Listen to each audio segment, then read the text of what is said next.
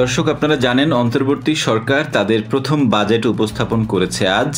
এই বাজেট নিয়ে বিভিন্ন গণমাধ্যমে যেসব প্রতিবেদন করা হয়েছে সেগুলো আমরা এখন দেখব এক নজরে।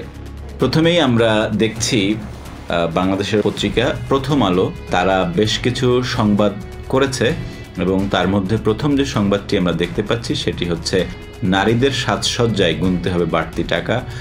তার কারণ হচ্ছে লিপস্টিক বা অন্যান্য যে সমস্ত প্রসাধনী সামগ্রী রয়েছে সেগুলোর উপরে কর বসানো হয়েছে।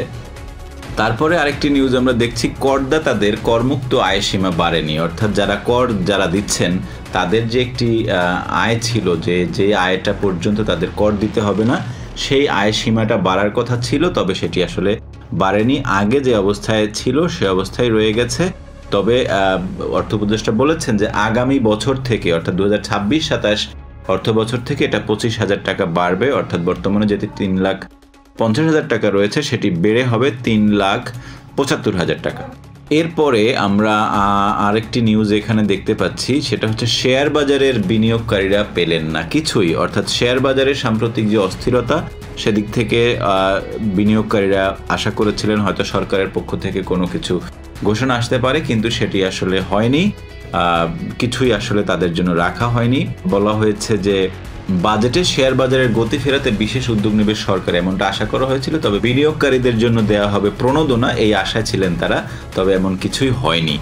এর পরবর্তীতে আমরা যদি দেখি আর কি সংবাদ রয়েছে এখানে বলছে যে ব্যাংকে 3 লাখ টাকা পর্যন্ত থাকলে আবগারি শুল্ক দিতে হবে না, অর্থাৎ এই যে আমরা ব্যাংকে যে টাকা জমা রাখি সেটির জন্য একটি শুল্ক কাটে ব্যাংক কর্তৃপক্ষ, সেটা 3 লাখ টাকা পর্যন্ত আপনি শুল্ক মুক্তভাবে ব্যাংকে টাকা জমা রাখতে পারবেন, সেটি বলা হয়েছে এখানে।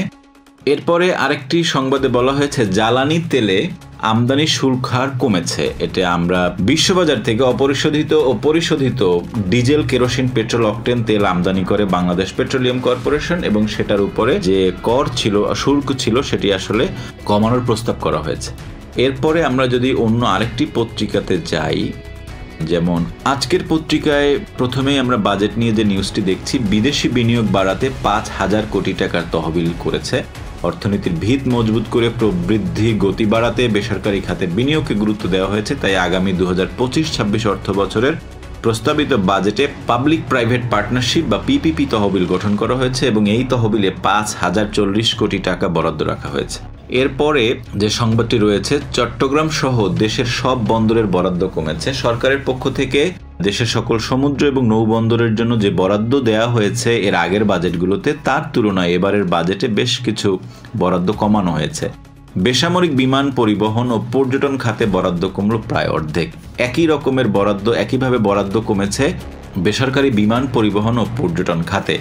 ফ্ল্যাট অ্যাপার্টমেন্ট কিনে কালো টাকা সাদা করার সুযোগ দেওয়া হয়েছে, অর্থাৎ আপনার অবৈধ অথবা অপ্রদর্শিত যে সমস্ত আয় রয়েছে বা কালো টাকা রয়েছে সেটিকে রিয়েল এস্টেটে ইনভেস্ট করার মাধ্যমে সেটিকে সাদা করার সুযোগ দিয়েছে সরকার। সংস্কৃতি খাতের 4 মন্ত্রণালয়ের জন্য বরাদ্দ বাড়ল 45 কোটি টাকা। এই সংবাদে বলা হয়েছে 2025-26 অর্থ বছরের বাজেটে সংস্কৃতি খাতে বরাদ্দ বেড়েছে। সংস্কৃতি বিষয়ক মন্ত্রণালয়ের জন্য বরাদ্দ প্রস্তাব করা হয়েছে 824 কোটি টাকা। এরপরে যে সংবাদটি আমরা দেখতে পাচ্ছি, ব্যাংক পুনর্গঠন ও সংস্কারের উদ্যোগ নিচ্ছে সরকার, এটিও বাজেটের একটি গুরুত্বপূর্ণ অংশ এবং 2025-26 অর্থ বছরের বাজেটে ব্যাংক খাত পুনর্গঠন ও সংস্কারের উদ্যোগ নেওয়া হয়েছে বলে জানিয়েছেন অর্থ উপদেষ্টা সালেউদ্দিন আহমেদ। এই ব্যাংকের যে বিভিন্ন ভঙ্গুর একটি অবস্থা ছিল সেটি আসলে পুনর্গঠন করার জন্য এই উদ্যোগ নিয়েছে। বাড়ছে না বিদ্যুতের দাম, উৎপাদন খরচ কমানোর প্রস্তাব, অর্থাৎ এই সংবাদে বলা হয়েছে যে বিদ্যুতের দাম বাড়ানো নিয়ে যে একটি কথা চলছিল সেটি আসলে সরকার সে সিদ্ধান্ত নিচ্ছে না, বরং তারা উৎপাদন ব্যয় এটি কমানোর দিকে মনোযোগী হয়েছে। 10% পর্যন্ত উৎপাদন ব্যয় কমানোর পরিকল্পনা গ্রহণ করেছে সরকার। রেলের উন্নয়ন এবার বরাদ্দ কমে অর্ধেক। রেল যে যোগাযোগ সেটির উন্নয়নের জন্য বরাদ্দ থাকতো আগের বাজেটগুলোতে, এবার সেই বাজেট কমিয়ে অর্ধেকে নামানো হয়েছে। আয় পাচারকারীদের উপর বসছে কর ও জরিমানা, অর্থাৎ অবৈধভাবে উপার্জিত বা যেভাবেই হোক উপার্জিত অর্থ যদি কেউ অবৈধভাবে দেশের বাইরে পাচার করে তাহলে সেটার জন্য সরকার তাদের উপরে কর বসাতে চলেছে এবং এখানে বলেছেন যে জন্মসূত্রে বাংলাদেশি ছিলেন অথচ পরবর্তীতে বাংলাদেশি নাগরিকত্ব পরিত্যাগ করেছেন এমন ব্যক্তি কর্তৃক বাংলাদেশে অর্জিত আয়ের ওপর যথাযথভাবে কর পরিশোধ না করে নানা উপায়ে বিদেশে পাচারকৃত অর্থ সম্পদের উপর কর ও জরিমানা আরোপের বিধান করা হয়েছে। এরপরে আরেকটি সংবাদে আমরা দেখতে পাচ্ছি সরকারি কর্মচারীদের মহার্ঘ ভাতা নিয়ে প্রস্তাবিত বাজেটে আসলে কিছু একটা বলা হয়েছে। আমরা জানি যে মহার্ঘ ভাতা নিয়ে হয়তো সরকার কিছু একটা ঘোষণা দিবেন এরকম একটি আশা করেছিল অনেকে, তবে সেরকম কোনো ঘোষণা দেননি। তবে কিছু বিশেষ সুবিধা বাড়ানোর বা সুবিধার পরিমাণ বাড়ানোর প্রস্তাব করেছেন সরকারের অর্থ উপদেষ্টা সালেউদ্দিন আহমেদ। এরপরে কমছে ভর্তুকি ও প্রণোদনায় বরাদ্দ। সরকারের তরফ থেকে কিছু ভর্তুকি এবং কিছু প্রণোদনা বাবদ কিছু বরাদ্দ ছিল, সেখানে অনেক কমানো হয়েছে বরাদ্দ আগের চেয়ে। ব্যাংক ঋণের লক্ষ্য 1,04,000 কোটি টাকা, বাড়লো 5%। এটি আরেকটি সংবাদ।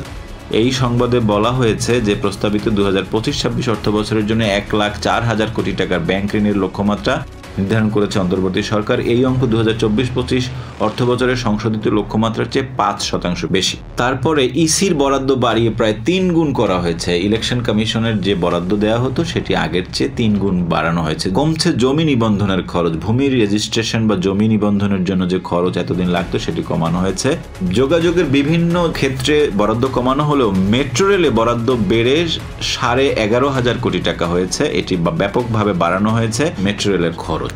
তারপরে আমদানি রপ্তানি সহজ করতে বিভিন্ন রকমের প্রস্তাব দিয়েছে সরকার, যেমন কাঁচামাল আমদানিতে আগাম কর হ্রাস করতে চায়, বিভিন্ন জরিমানার পরিমাণ কমিয়ে আনতে চায়, শুল্ক কাঠামোর পুনর্বিন্যাস, ট্যারিফ ভ্যালু যৌক্তিকীকরণ সহ বেশ কিছু প্রস্তাব সরকারের পক্ষ থেকে দেওয়া হয়েছে। সুতরাং দর্শক, এই হচ্ছে যে গণমাধ্যমে যে সংবাদগুলো এসেছে আজকের বাজেট নিয়ে, সেটি নিয়ে আমাদের এতটুকুই ছিল আয়োজন। আমাদের ভিডিও ভালো লাগলে লাইক করুন, শেয়ার করুন, সাবস্ক্রাইব করুন দ্য রিপোর্ট.লাইভ।